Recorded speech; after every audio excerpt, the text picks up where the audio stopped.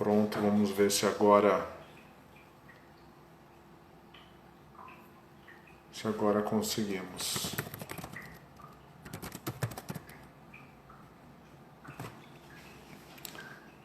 Olá, pessoal.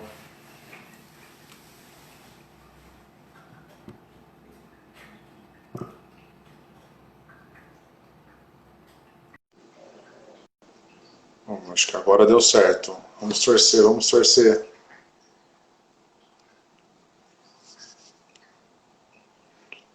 Está aguardando um pouco.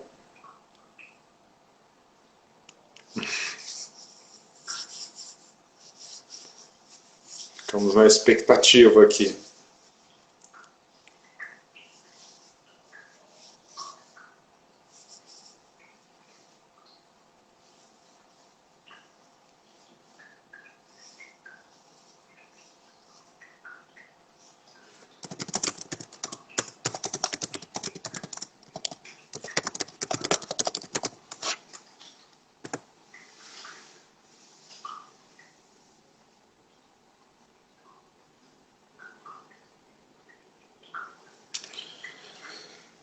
Ai, ai, ai.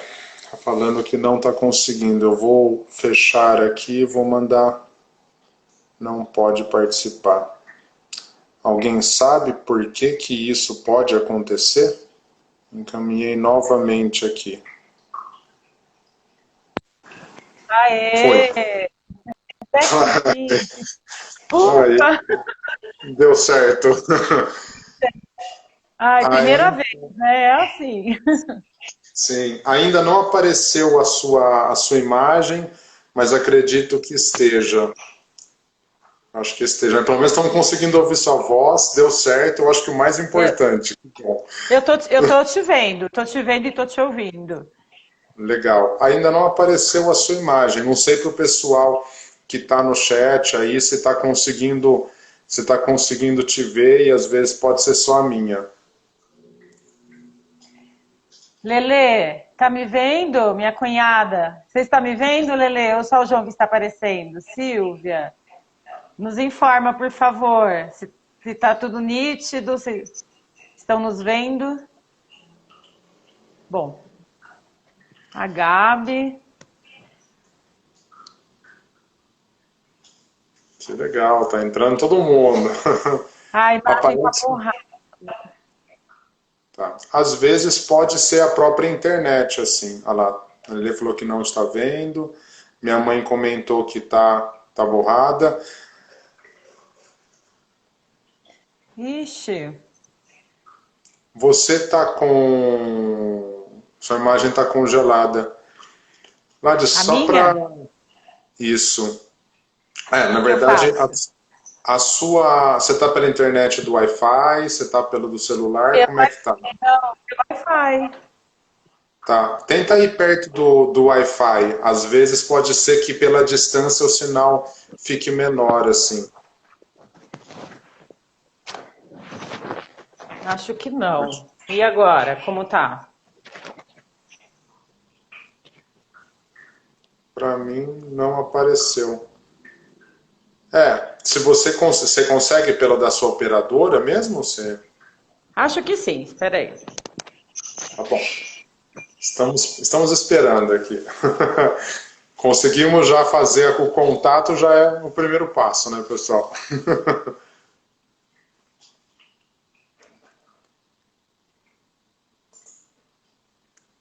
Ela está mudando a internet dela, vamos ver, sair do Wi-Fi para a rede da operadora. Aí, deu certo, maravilha. Que bom. Deixa eu voltar para minha cadeira. Vocês estão me vendo? Sim, sim, sim. Não, tá Tá, bom. tá ótimo, que maravilha, que bom. E aí, Ladi? E aí, João? Boa Ah, noite, pessoal. que ótimo, que bom.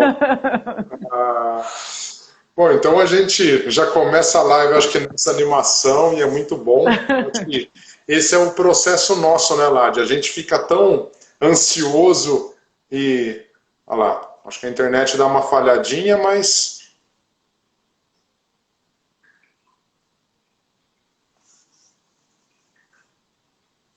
É, galera, é assim mesmo. Essa é a nossa vida de quarentena, ó. Aí, foi? Agora foi. Vou ficar aqui mais perto do modem mesmo. Tá Isso, bom. tá ótimo. Olha que engraçado, Lati, que eu estava falando, né? A gente aqui do outro lado ficamos ansiosos, ficamos preocupados, inseguros com toda a situação e de repente a gente percebe que essas coisas fazem parte da vida e Sim, acontece, né? a gente Não tem como aprende. prever. Ah, mas que legal. Pessoal, deixa eu apresentar a Lade aqui, né, para todo mundo. Bem-vindo a todos. Vou me apresentar um pouco também, para quem não me conhece, eu sou o João Roque, né, sou psicólogo. Conheço a Lade aqui já de muitos anos, já trabalhamos, temos uma amizade aí de uma longa data, e eu acho que quando eu pensei, né, em trazer um pouco dessas lives, falando um pouco sobre outras profissões, falando sobre outros, com outros profissionais, eu conversei com a Lade e ela se formou recentemente, então acho que vai acabar Sim. casando, vai ser um espaço super bacana aqui, né? E acho que se você quiser se apresentar um pouquinho, Lade, acho que vai ser legal para o pessoal te conhecer, e aí eu acho que a gente vai acabar trazendo um pouco mais sobre a nossa experiência, um pouco mais sobre nós, eu acho que vai ser bem agregador. Tá certo. Bom, primeiramente, boa noite a todos e a todas. Meu nome é Ladijane, eu sou assistente social, recém-formada. Como o João disse, a gente já se conhece aí de uma longa data. Eu gostaria primeiramente de agradecer, João, por esse convite. E, bom, tirando o nervosismo de ser a minha primeira live e já ter começado assim, cheio de emoções, é isso. Eu sou grandes emoções. Eu sou recém-formada, eu me formei em serviço social pela Faculdade Anhanguera, Unidade Taquaral de Campinas. Então, assim, a minha vivência é realmente somente com relação a estágio e voluntariado, que eu fiz em algumas instituições. Aí eu gostaria de dividir com vocês um pouquinho essas experiências, falar um pouquinho sobre assistência social. E é isso, um bate-papo para tentar aí trazer um pouquinho de conhecimento para a galera entender um pouco mais sobre o que é o nosso trabalho, né? É isso. Sim, muito bom, muito bom. Eu acho muito legal, Lade, eu acho que até esse próprio processo da recém-formada, né, que você tá, que eu acho que é legal esse processo, né? Eu acho que cada um aqui está vivendo num momento diferente, cada um está numa situação diferente, né? Tem pessoas que estão recém-formadas, tem pessoas que já estão há muito tempo na área, e cada um traz uma expectativa diferente, cada um traz uma vivência diferente. Eu acho que é bacana esse nosso processo da nossa conversa, porque você tem a sua vivência, você tem o seu conhecimento, eu acho que não só como vida, mas também conseguindo ver agora com outra maturidade, com outra experiência, em Sim, outro momento da sua vida. Né? E eu acho que sim, isso é muito bacana, assim. Acho que a gente tem bastante coisa para trocar. é isso aí. Bom, fica tranquila, viu? É assim mesmo. A primeira vez era difícil, ela gera uma insegurança pela fazer a live, mas você não vai esquecer mais dessa live. Isso vai Não, com ser... certeza não, João. Que legal. Pessoal, a gente vai conversar, vamos nos apresentar um pouco, a gente vai falar um pouco do papel aqui, não só do psicólogo, mas também da assistente social. A gente vai falar um pouco do próprio processo da nossa formação, dos nossos papéis e tal. E a gente vai, num segundo momento, né, depois dessa nossa conversa, a gente vai trazer um pouco, a gente vai conseguir responder alguns comentários de vocês. E então fiquem à vontade de fazer os comentários, de fazer as perguntas. Assim que encerrar o nosso bate-papo, eu vou passando e a gente vai respondendo ponto a ponto. Né? Acho que fica, pelo menos, a gente consegue ficar mais focado, a gente consegue trazer um Sim, pouco mais aqui. eu acho bacana. Legal. Bom, Bom, fala para mim então um pouquinho, Lade, como é que foi essa Você falou que você se formou pela FAC, Pela FAC. né? E vou Legal. voltar aqui na cadeira. A luz está melhor, galera. Me formei pela FAC, a Faculdade Anhanguera, Unidade Taquaral aqui de Campinas. Isso. Bom. Legal. Estão me vendo? Tô perfeito, escutando perfeito. Se por acaso algum problema, eu te aviso, mas por enquanto tá ótimo. Então, fala um pouquinho pra gente da sua graduação, da formação, né? A graduação social tem duração de 10 semestres, né? Atualmente é tudo por semestre. E são 5 anos no total. E para se habilitar como assistente social, tem que fazer inscrição, né? Ser inscrito no CRES, pagar uma anuidade, enfim. Bom, eu me formei recentemente, eu não atuei ainda na área, já tenho meu CRES, tirei recentemente também, mas a minha experiência, como eu havia falado para vocês, é somente a vivência de estágio que eu tive. Eu estagiei, fiz voluntariado em 3 instituições da alta complexidade, depois daqui a pouco eu vou falar para vocês sobre isso, alta complexidade, a proteção básica, enfim. E por que falar sobre o assistente social, né? A assistente social? Porque muitas pessoas têm a imagem de que o assistente social é uma pessoa boazinha, que vai fazer uma caridade. O serviço social, durante muito tempo, teve um caráter de assistencialismo, né, de caridade. Até mesmo por conta da influência religiosa. O serviço social tinha uma influência muito grande da igreja.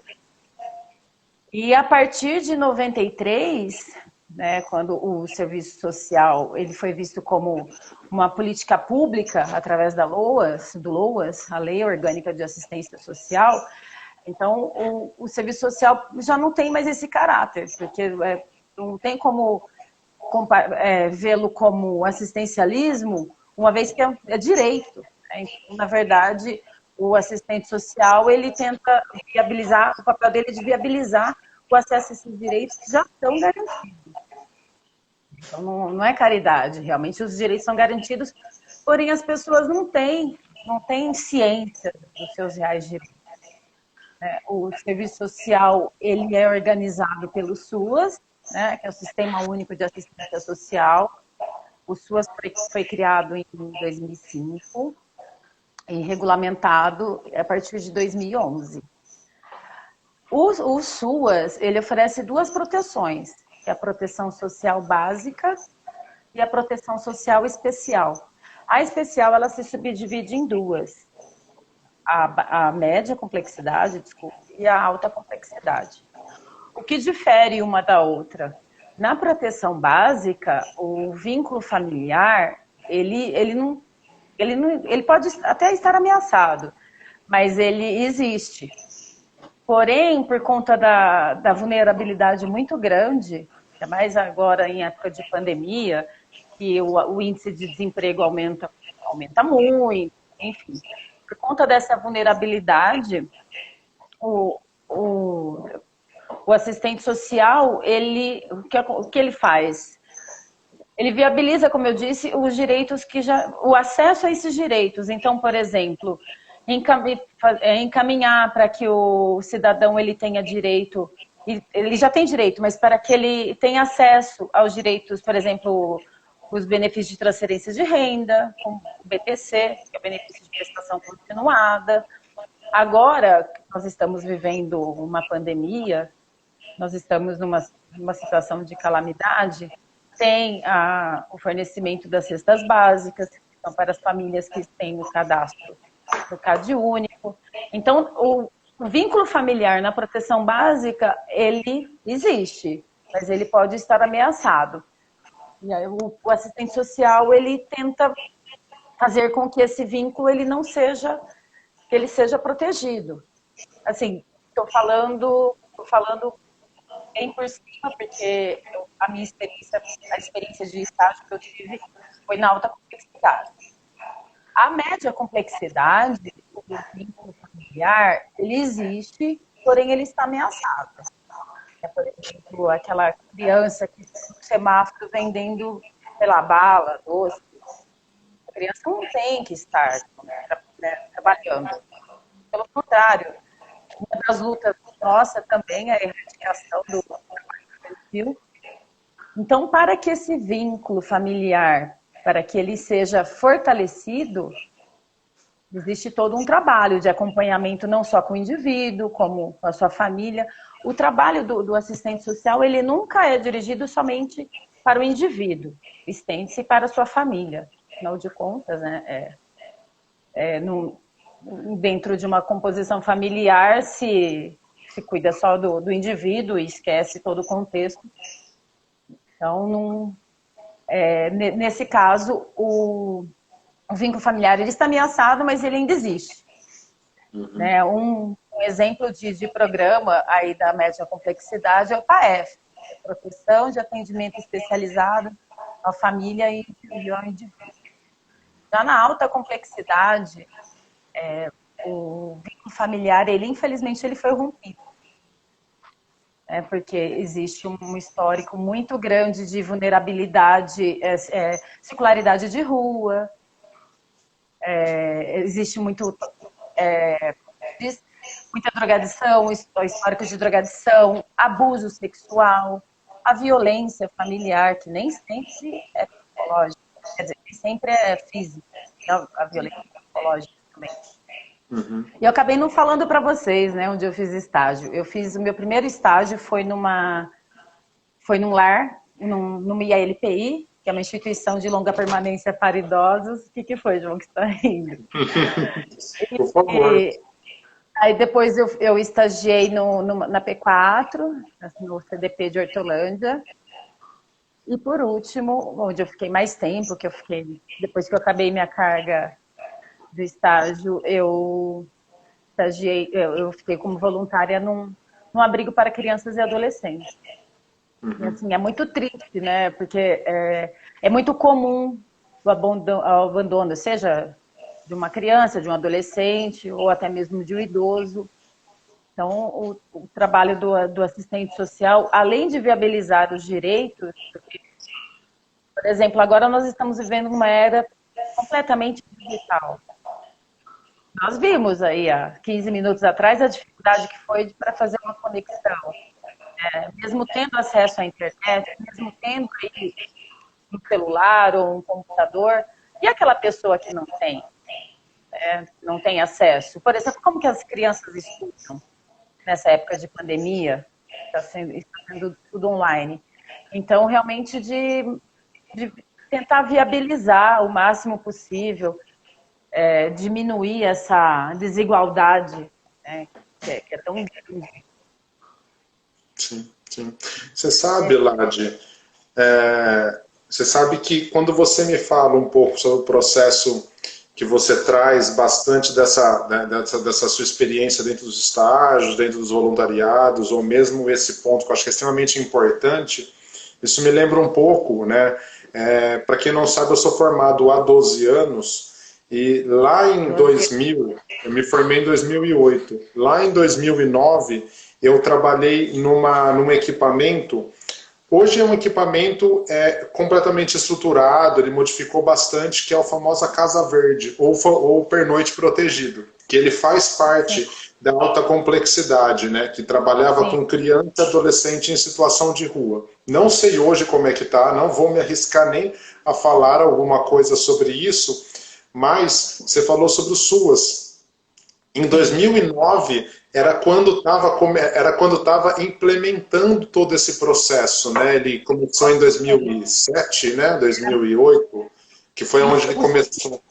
O SUAS foi criado em 2005, mas estão me ouvindo? Sim, sim. Tem hora que dá uma baixada, mas tá ótimo. Tá. Foi criado em 2005, mas o SUAS foi regulamentado em 2011, então realmente era muito recente. Sim, sim. Muito recente, e eu lembro, 2009. Sim, e eu lembro que, por exemplo, o processo da dupla psicossocial era um processo que o SUAS traz como uma bandeira muito forte, dessa dupla do psicólogo e do assistente social.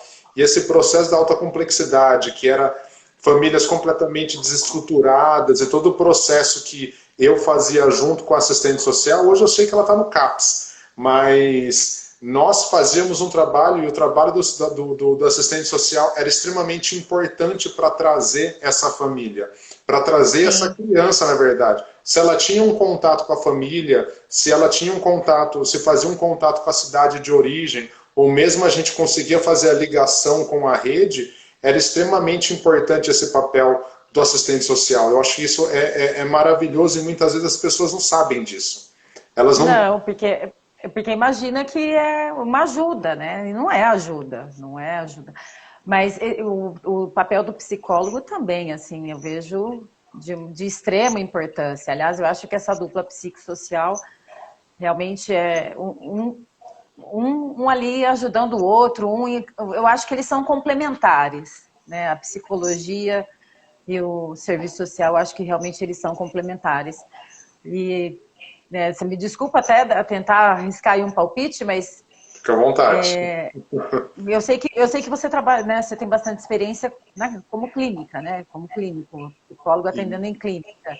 Mas a sanidade mental também é extremamente importante. Eu sei que o trabalho psicossocial é mas, por exemplo, né, atuar aí como clínico, cuidar da sanidade, porque a gente vive cada vez mais sei lá, num turbilhão, é muito difícil, né, manter a sanidade mental diante dessa realidade tão louca que a gente está vivendo.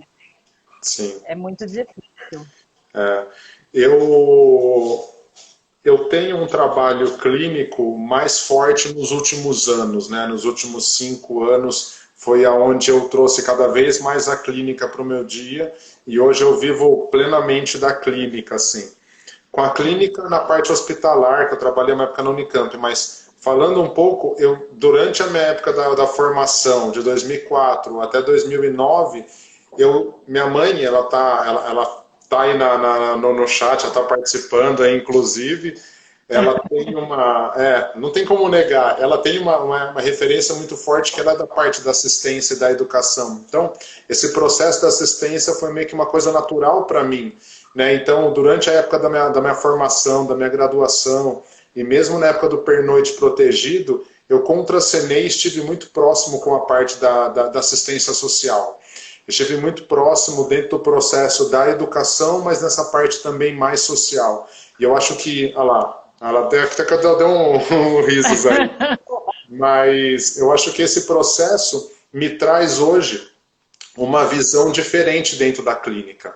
Eu acho que o processo da clínica hoje, eu estando dentro da clínica, com uma visão social, com uma visão da parte da educação, com uma visão dentro de uma vivência, de uma experiência, mesmo com pessoas com deficiência, que eu trabalhei durante muitos anos, eu acho que traz uma percepção muito mais próxima e uma percepção muito mais holística, né? Olhando o ser humano como um processo inserido num contexto social e que tem uma interferência muito grande.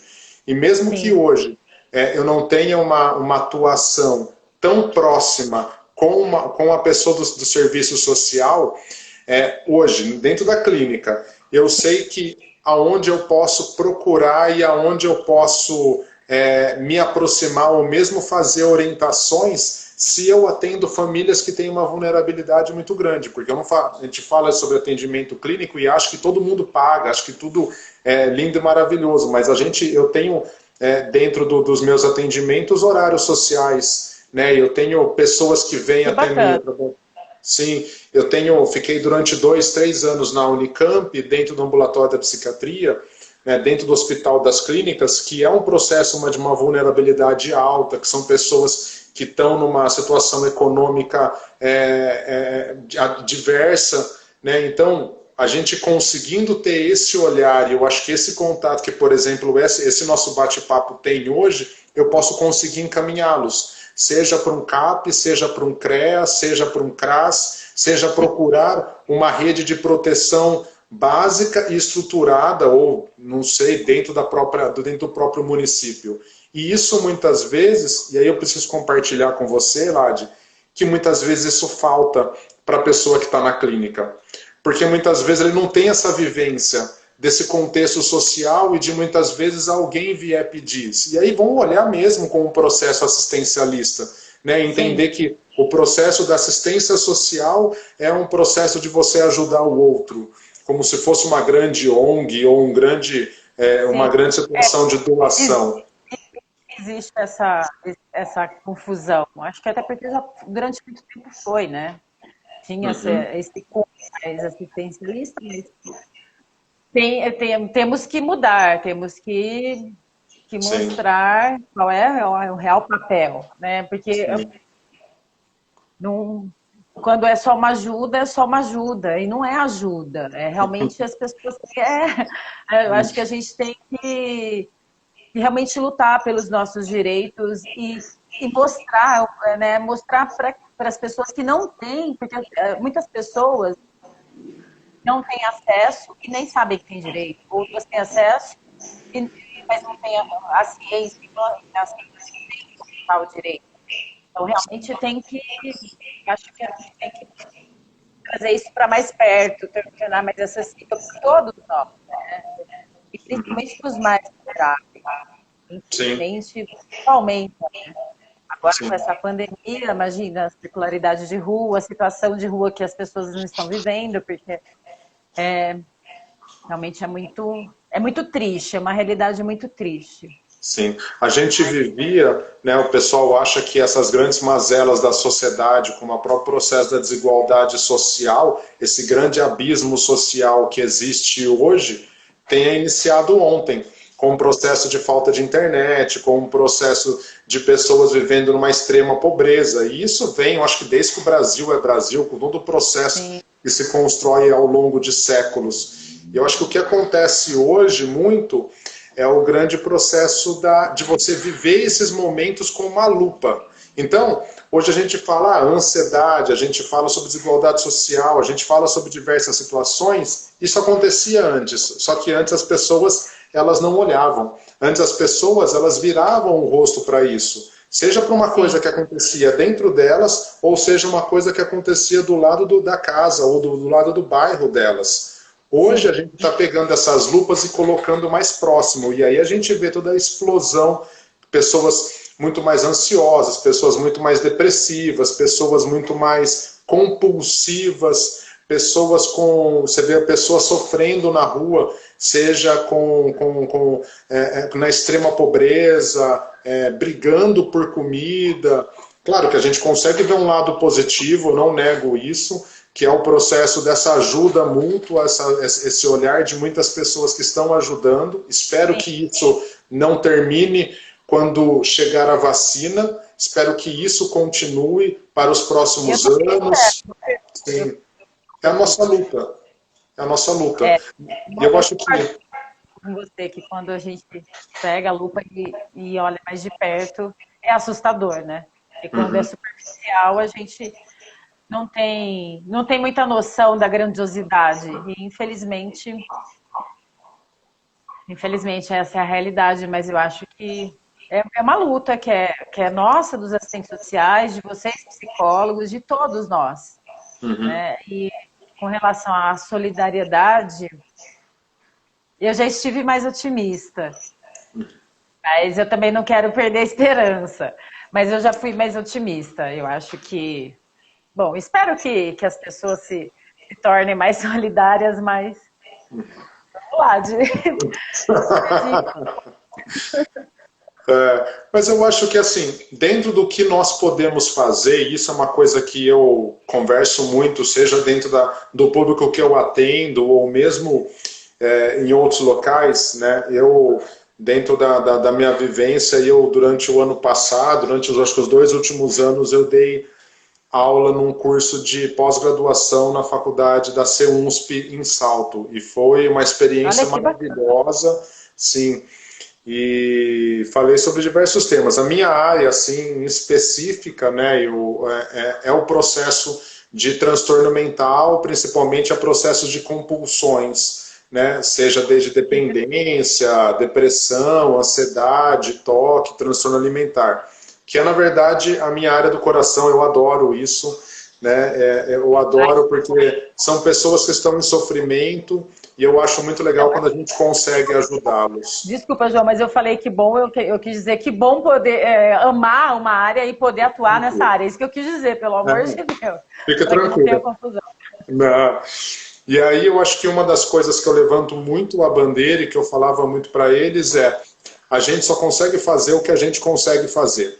A gente só consegue trazer alguma coisa até um certo momento. A gente não vai conseguir ter uma atitude, mudar o mundo, mas a gente pode mudar a nossa vida, a gente pode mudar as nossas atitudes e isso repercutir nas outras pessoas. Então acho que nós estamos, por exemplo, fazendo uma live sobre essa e mostrando a importância, né, sobre, eu acho que é a primeira de várias aqui, eu consegui algumas outras pessoas que também vão trazer uma experiência muito bacana para essa parte social, que eu acho que é extremamente importante.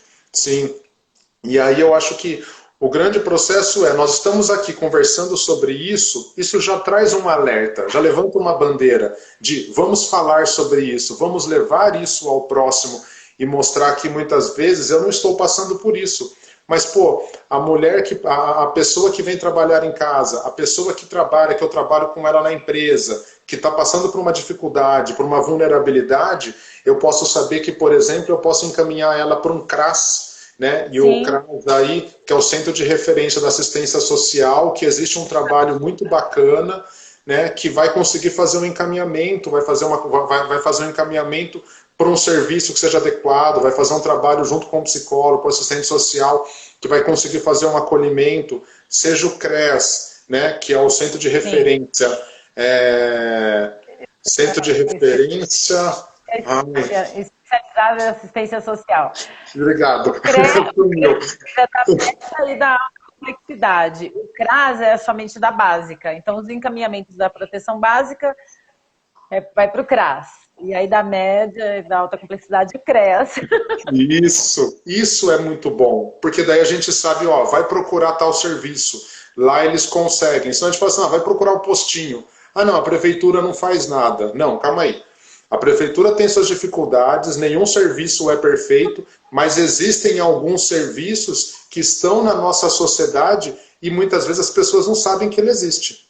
Às vezes Exatamente. as pessoas... Não, pode ter todos os defeitos do mundo, mas ele existe e aí cabe a nós, cidadãos, cobrar do poder público um melhor cuidado a eles. Mas, por exemplo, a quem está inserido, eu acho que é o grande processo, né, de como é que eu posso compartilhar isso. Eu acho que essas nossas conversas aproximam muito, muito isso ao público. Eu lembro que... nessa minha vivência lá no Instituto Padre Haroldo, né, eu fiquei eu trabalhei em alguns lugares, eu acho que aqui cabe um pouco dessa experiência. Eu fiz estágio em 2 locais que são muito, muito bons, assim, que eu gosto muito. Claro, se reestruturaram muito. Um é o CEPAT, que é o Centro de Apoio ao Trabalhador, que antes ele era um processo de transferência de renda. Hoje, na verdade, o Centro de Transferência de Renda ele veio para o CEPAT e hoje tem todo o processo de você fazer, de encaminhar para o trabalho, você tem o Banco da Mulher, tem um banco de diversos serviços.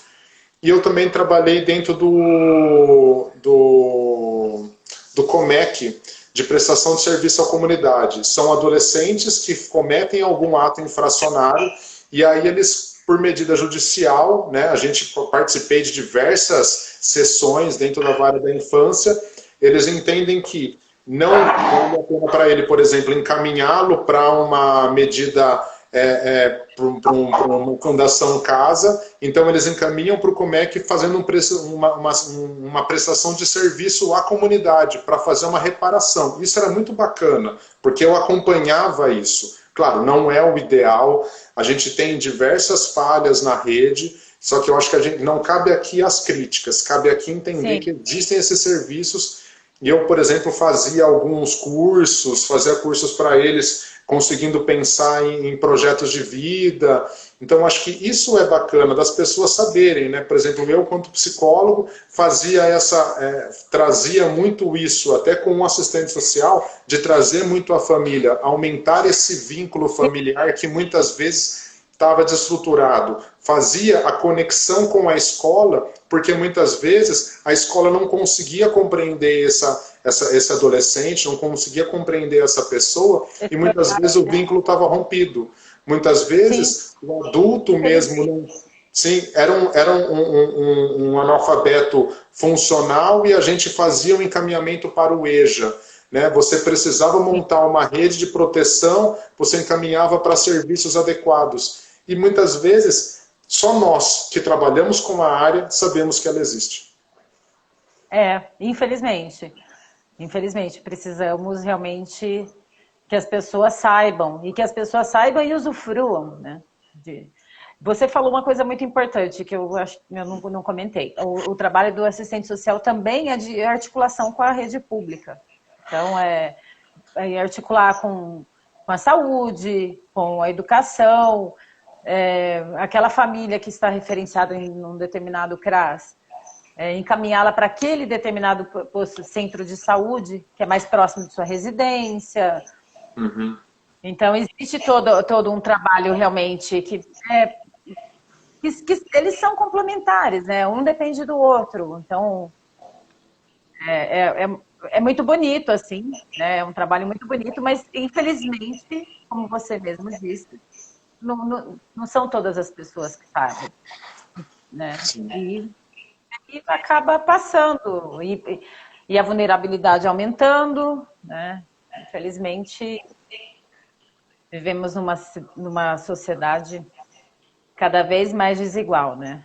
Sim, e que hoje eu acho que traz um pouco da minha preocupação, que é com esse grande movimento, eu acho que político, de certa forma, que muitas vezes quer retroceder em alguns direitos. Eu acho que a gente tem que avançar nos direitos, não retroceder. Né? A ideia eu acho que essa é a nossa luta. Nossa luta é aumentar a relação dos direitos. Não quer dizer que você vai dar o peixe para a pessoa, mas quer dizer que você tem que trazer uma estrutura para ela conseguir pelo menos aprender a pescar. Se você não der uma estrutura para ela, se você não tiver uma linha de construção, uma linha construtiva, muitas vezes essa pessoa que nasceu numa vulnerabilidade muito forte, e eu lembro muito no Comec, foi um estágio da psicologia forense, quando eu fiz com a Maria de Fátima, que a Fatiminha, ela é uma psicóloga maravilhosa, trabalha dentro da área forense. Ela me agregou muito e ela falou uma coisa que foi maravilhosa, assim, ó.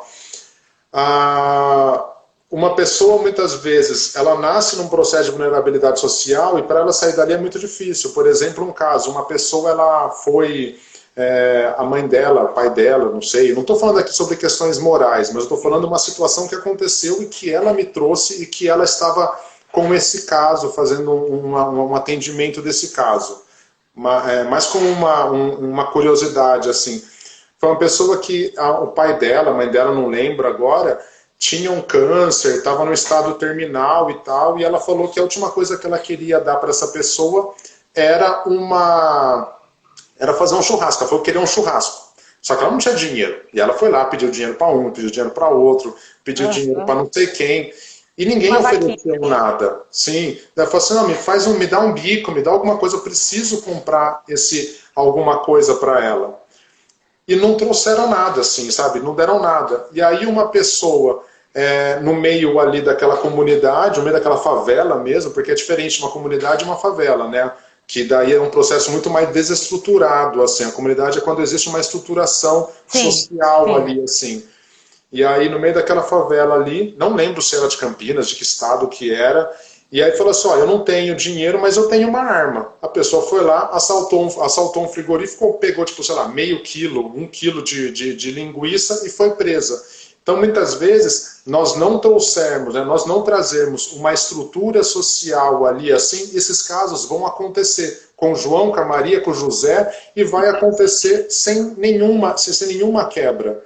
porque a criança nasce nesse meio, e se muitas vezes ela não tem essa estrutura, que muitas vezes são os profissionais, seja assistente social, que vai trazer esse processo para a família mais próxima, conseguir trazer uma estrutura, pelo menos mental, mais digna, pelo menos trazer um direito mais digno àquilo ali, vai ser muito difícil de quebrar. Vai ser muito difícil disso não acontecer de novo, né? É complexo, mas é a verdade. Porque a realidade é que a pessoa se acostuma com essa vulnerabilidade, né? Então, para ela, o normal é viver realmente à margem da sociedade. Bom, eu não tenho nem palavras. Por exemplo, talvez seja um tema para um outro bate-papo, mas, por exemplo, os reeducandos, que são as pessoas que estão, né, numa condição aí encarcerados, enfim. O objetivo é de ressocializar essa pessoa que está encarcerada, que está presa. Mas dificilmente essa pessoa... Claro que existem casos em que consegue aí uma ressocialização, mas né, não é, a sociedade não oferece isso. A pessoa sai mais revoltada. Eu não sei se vocês chegaram a assistir, mas há um filme muito antigo, Um Sonho de Liberdade, Morgan Freeman, não sei se vocês viram. Ele não quer sair mais do sistema prisional, né? Quando chega ali para ele sair acho que da liberdade condicional, não, ele queria ficar ali, porque é a realidade que ele tem, né? Que esse indivíduo tem. E acaba se acostumando, então não tem a ciência de que não é para ser assim. É claro que existem casos e casos, né? Mas você vê aí numa vulnerabilidade, numa pobreza extrema, essa pessoa vai usar o que tem nas mãos, né? Você sabe como nós... Desculpa, deu uma cortada. Pode falar. Ela vai usar o que ela tem nas mãos para sobreviver, para viver. Você deu o exemplo aí que o cara pegou um revólver e foi, né, para comprar, para ter aí 1 quilo de carne. Então, é o que ele tinha ali naquele momento. Né? Não estou defendendo, fazendo apologia, que tem que ser assim mesmo, pelo amor de Deus, mas por que a sociedade está desse jeito? Né? Sim. Por que... Sim. Você sabe como é que eles falam, sabe como é que eles trazem para a parte da saúde mental na relação dos manicômios? Quando os manicômios acabaram, a continuidade dele ficaram dentro dos presídios. Fica aí, eu acho que a reflexão, né? E tem um livro muito bom, eu acho que a gente pode até... essa conversa aqui está maravilhosa, a gente poderia ficar horas e horas. Você viu que a gente acha que vai ficar 20 minutos falando, e de repente, quando vê, já vai estourar quase 1 hora, assim. Mas, e até acho que tem várias perguntas que eu acho que também a gente consegue pensar um pouco.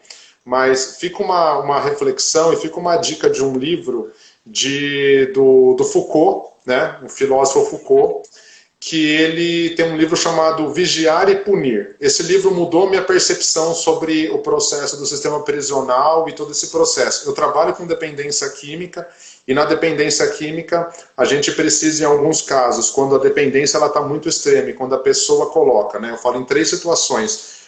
Não é o caso aqui, mas também vale falar um pouco. Existem 3 coisas que eu indico a internação: quando a vida da pessoa ou a vida de outra pessoa está em risco, quando a saúde dela está em risco, ou quando o uso está muito crônico e ela não consegue entrar num processo de abstinência, que é parar de usar. Que são aquelas pessoas que já têm uma cronicidade na relação do uso. E que isso, muitas vezes, vale uma internação para conseguir amenizar isso. Não é uma internação de longo prazo, é uma internação pontual que um profissional especializado na área, junto com uma equipe profissional, junto com a família, muitas vezes, constrói um projeto terapêutico para fazer um processo de começo, meio e fim, para um processo de internação somado a um processo terapêutico pós-internação. E que muitas vezes as pessoas vêm perguntar para mim e pedir orientações de encaminhamento para internações é muito difícil. Na minha clínica eu tenho algumas parcerias que nós conseguimos encaminhar para essas parcerias, mas às vezes é muito complexo, porque muitas vezes o sistema de muitas internações e que hoje abriu uma internação em cada esquina, virou um processo lucrativo, muitas vezes está ligado, por exemplo, ao sistema prisional. E aí gera todo um processo de preconceito naqueles manicômios, aquele sistema manicomial, e com todo aquele processo que a gente já viveu, por exemplo, e já viu no Bicho de Sete Cabeças. Mas fica um papo para uma outra hora. Eu fico até sem graça, eu tô aqui só ouvindo, porque o João tem, né, João? Tem uma vasta experiência aí, que bacana, já 12 anos, né, atuando aí na área, muito bom. Você vai ter, daqui a algum tempo a gente vai se encontrar e a gente vai aproveitar tudo isso. É isso aí. Pessoal, eu vou passar aqui as... Nossa, como é difícil mexer nesse chat. Ô, Lulad, inclusive, se você quiser, enquanto eu dou uma olhada aqui, falar um pouco sobre a sua expectativa. Como é que é a sua expectativa agora, você é recém-formada? Quais são as suas expectativas sobre a sua área? Então, vamos lá. Bom, eu fiz uma faculdade, o curso à distância, totalmente online. Na verdade, não é o que eu acho mais adequado, tá? Eu prefiro aquela interação, porque, por exemplo, você tem uma dúvida, você tira ali diretamente com o professor ali naquele momento. Agora, se você faz um curso online, você não anota essa dúvida, depois ela acaba caindo no esquecimento, enfim. Mas eu comecei o curso em 2015, quando eu voltei a morar em Campinas, eu não morava aqui, eu morava em Ubatuba. Voltei para cá, fui morar com a minha mãe mora no apartamento. E eu trouxe o meu cachorro. Não tinha como deixar o cachorro no apartamento. Bom, enfim, deixei ele com meu pai e minha vida era muito... Meus horários eram muito loucos, porque eu trabalhava na noite, né, enfim, em eventos, bares, restaurantes, fazia estágio num lugar, eu tinha que ir todos os dias cuidar dos meus cachorros, do meu cachorro, no caso, na época era só um, e tudo isso eu não tenho carro, eu não dirijo. Uma vergonha, mas eu... Então, assim, tinha dias em que eu pegava 8 ônibus, eu fiz um curso à distância.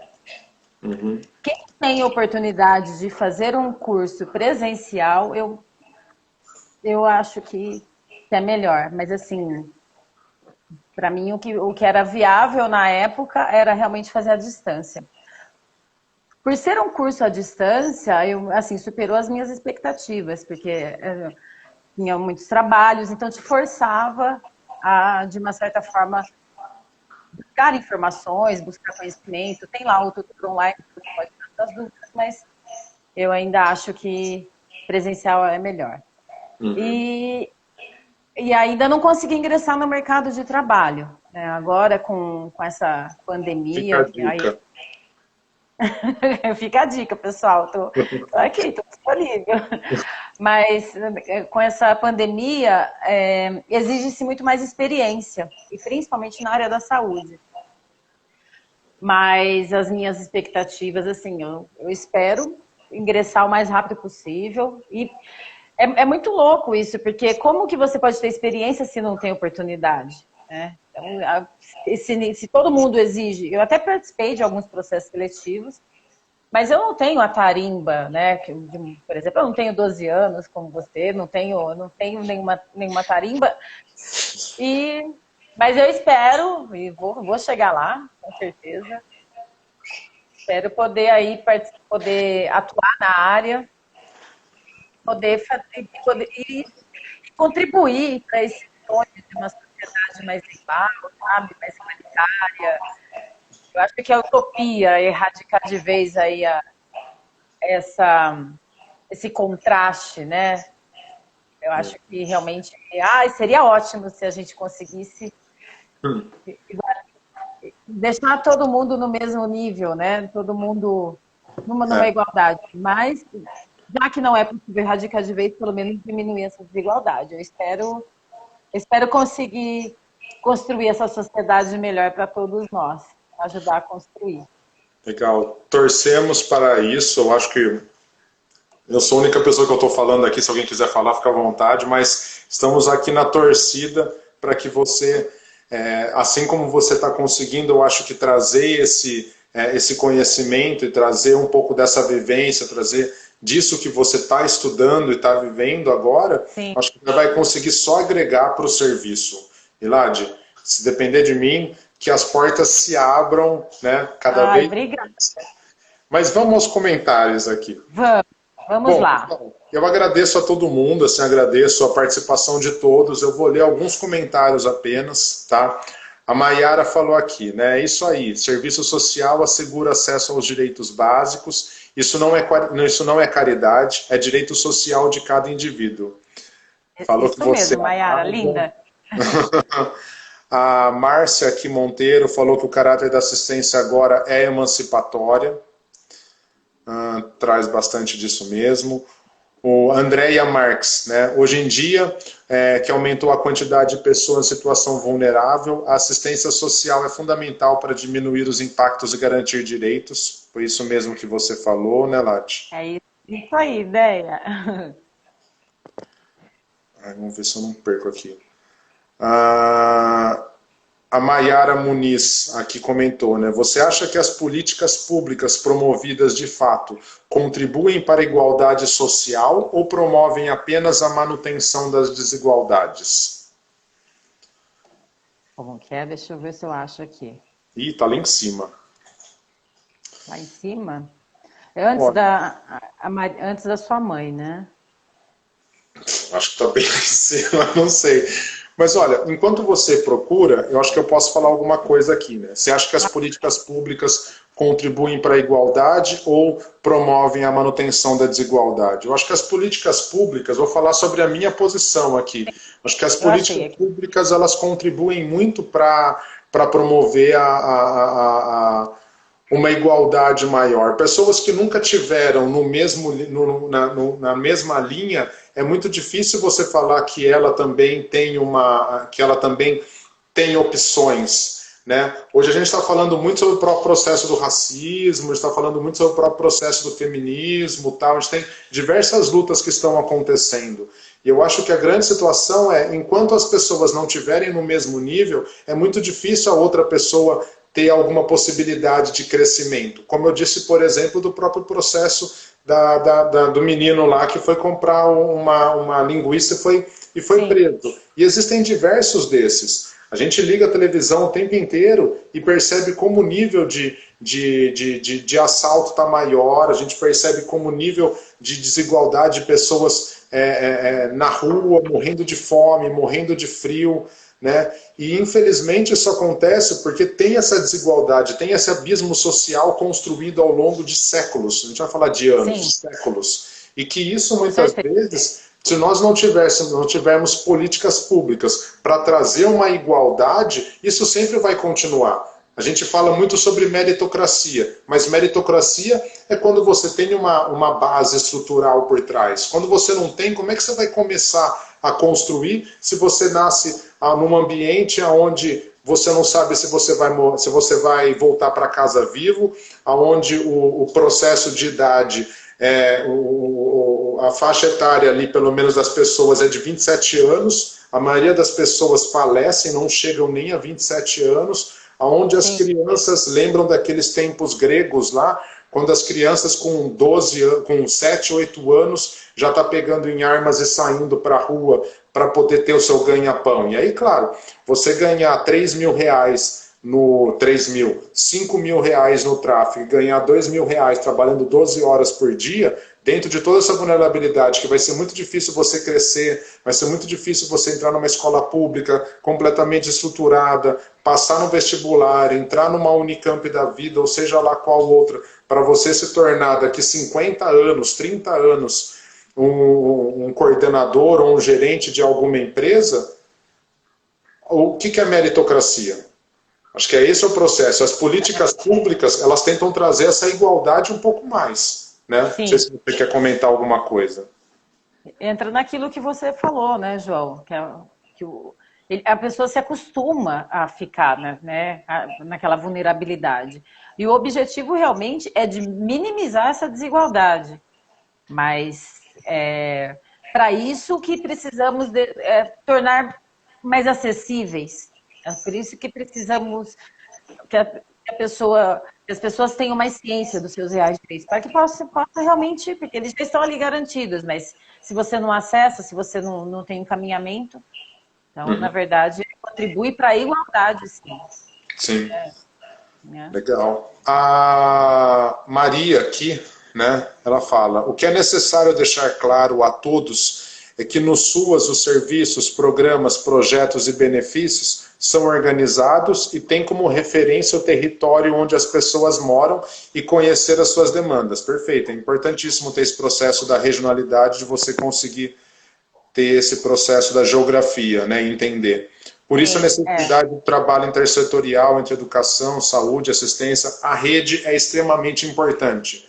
Quanto mais a rede conversa, mais a rede funciona. Quanto menos a rede conversa, menos aquilo acontece. Se hoje a gente está vivendo um processo desse boom de pandemia, é porque essa rede política, essa rede intersetorial, essa rede aí federal, ela não está conversando. E se ela não está conversando, está todo mundo numa ilha flutuando aí. Cada um acha que faz o que tem que fazer, porque não existe um processo único estruturado. Então, acho que esse é o maior exemplo do que é a rede, né? Que é trazer a saúde, trazer educação, trazer assistência, trazer segurança pública, você trazer diversos setores que estejam se comunicando. Não é falar a mesma língua, mas é pelo menos ter um objetivo em comum. Se você não tem nenhum objetivo em comum, muito menos vai falar alguma coisa parecida. E bem lembrado, como a Maria Aranha citou, que leva como... Minha mãe. Oi, tudo bem? Que leva como referência o território. Com certeza, como você disse, né? Sempre procurar o mais próximo do território, a rede escolar, ou seja o centro de saúde, ou o próprio CAPES, enfim. Sim. A Alice aqui comenta, né? Em que situação, essa para você, Lade, em que situação você procura um assistente social? Em que situação? A partir do momento em que, por exemplo, agora, com essa pandemia, estão sendo fornecidos as cestas básicas. Nessa situação caótica, então estão sendo fornecidas as cestas básicas. Essas cestas básicas, elas são oferecidas para as famílias com base no cadastro único. Então, no CAD único. Então, em que situação que se... Quando você se vê, né, o indivíduo se vê necessitando de... Enfim, quando a pessoa está precisando, né, de algum... Poxa, eu vi ali que eu tenho o direito de receber o Bolsa Família, mas eu não estou tendo acesso. Vá até o CRAS, sabe, faça o seu cadastro, você será orientado por um assistente social. Enfim, então quando você percebe que você está usufruindo dos seus direitos. Né? Tem muitas situações, mas infelizmente, eu não tenho lá tanta experiência. Aliás, a minha experiência, como eu já falei no início do nosso bate-papo, é somente com relação à imagem.